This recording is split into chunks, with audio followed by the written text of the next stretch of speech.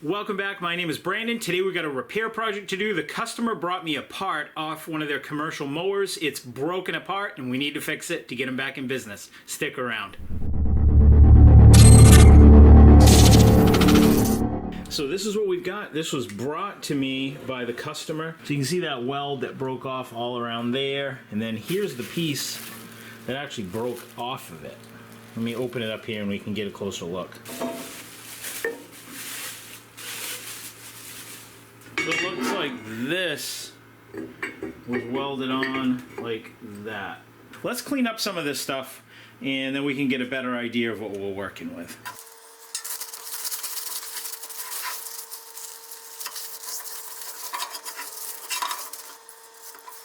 And I'm just using some chain and sprocket degreaser to clean up this grease on this. And we'll just loosen up this nut, get this out of here. I don't think we need that in our way.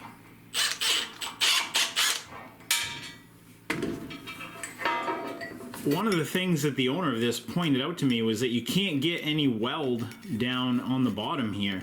And you can actually see there's not a whole lot of weld on the sides. They welded it good on top. You can see it's got a nice bead profile there, but there's hardly anything down here. And they did a nice job over here.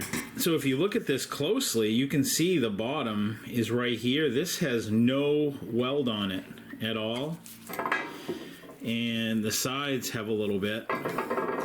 This has a good amount right here. So the first thing we got to do, obviously, is clean this up so that we can get it tacked, but then we can prep our weld. I don't want to go grinding on this weld right now because as of it is right now, when something breaks off, it makes like a keyway. So it's only going to fit together a certain way. So if you watch how this will kind of go together, you can see right there, that's pretty much how it fits. So that's how we want to tack it. We don't want to go removing any of this weld because if we do, this piece won't key back together. So the first thing we're going to do is just take a wire brush and just get this paint off both pieces so that we can get this tacked up. But before we get too far, I want to protect this shaft from like sparks and whatever so that we don't end up damaging it.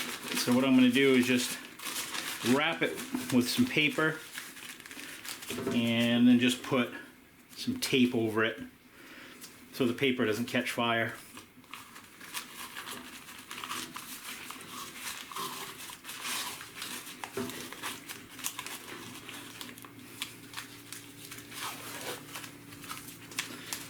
There, that'll protect that shaft. That way I don't have to worry about any sparks or any weld spatter getting on it and causing problems.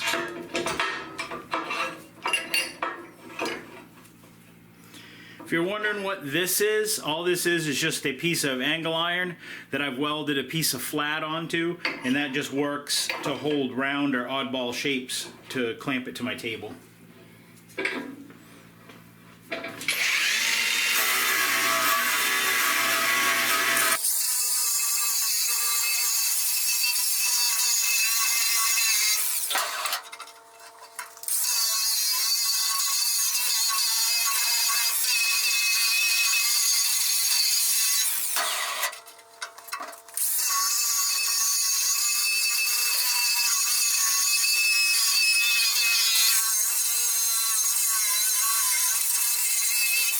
Alright, now that we've got that cleaned up, now we just got to go clean up that housing right there.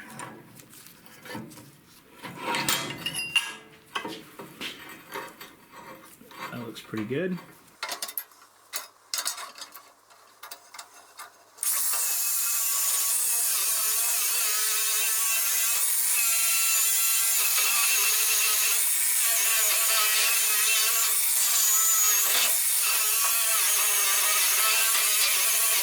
With this all cleaned up, now we're just gonna wipe it down with some acetone. Some non-chlorinated brake cleaner would work also. Just trying to make sure we get any of that oil or any of that stuff, contaminants that were on it. We just want it away from it. That way we end up with a nice, good weld.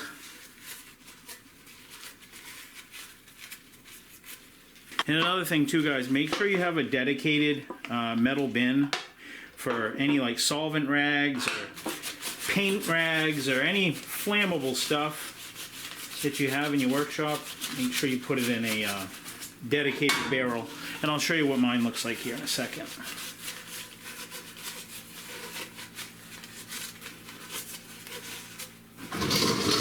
This is mine right here. You can see it says stain and solvent. And I put it in a sealed container because rags can spontaneously combust if they're all together in a pile. They can actually just catch fire from just sitting there. So by putting them in a metal bin, it just helps seal it out, and it really can't get enough oxygen to feed it if it does decide it wants to take off. All right, next thing we're going to do is measure our material thickness and get ready to set up our welder. So there it is. I don't know if you can see that. It's 3/16 of an inch thick, or 187 thousandths, it says right there on my material thickness gauge. And we're at material thickness right now, and we said that it was 187 thousandths. So let's bring that up to, we'll do 185. And you can see I'm set for steel wire, 30 thousandths diameter, and I'm using C25 gas. And for wire, I'm using solid 30 thousandths Lincoln Electric. And I've already turned on my tank, opening it all the way so it seals good. And then we're gonna press this to purge it and see what we're set at for gas flow. And we are at 20, let's go a little higher. Let's go 25. Press it again, turn it off. One of the reasons I like using MIG so much is that I can weld stuff together one-handed without fighting and struggling. You know, for this I can just kind of like hold this part on there, hold it with one hand, then weld it with the next.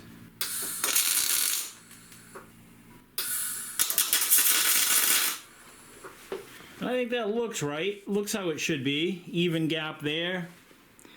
See, I got my little tack there. Another little tack there. Now we got to do is groove this out.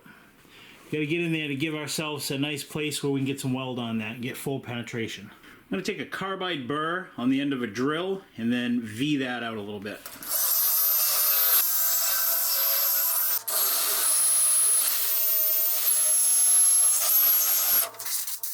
I think I'm going to take that roll pin out also, guys. Just, I'm afraid if I get some weld up on it, it may weld this into this shaft, and I don't want to do that. I'm not really sure what it does, but I definitely want to make sure it comes out.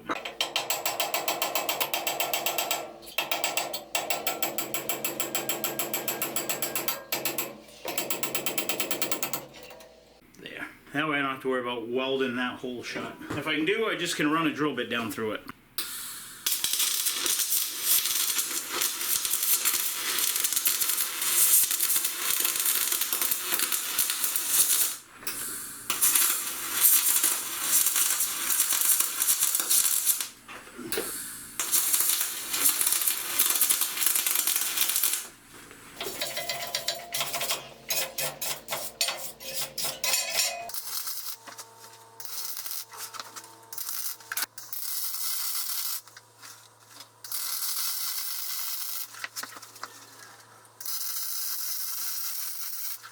There. I built that up quite a bit all the way around, and that's going to work really nice for them. And I'm glad that I did remove that roll pin because I encroached into it a little bit. You can see right here.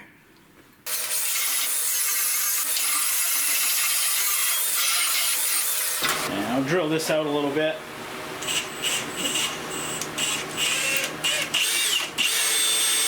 Here we go.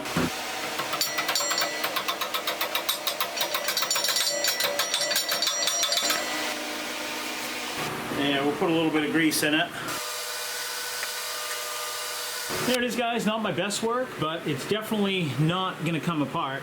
And it's got more weld on it than it had before, so this will definitely last for a while. Here's another project I got coming up in the near future. A customer brought me this, and it's a old cast iron steam or hot water radiator, and it's got a crack in one of these fins. It looks like it's extending from here, so we're going to take care of this one. You can see the cracks all along there, so that'll be in an upcoming episode. New videos every Friday. I want to thank you guys for watching. Thank you guys for tuning in. And if this is something that you like, please don't forget to rate, comment, and subscribe. Until next week, guys, I will see you then. Take care, stay safe, and God bless.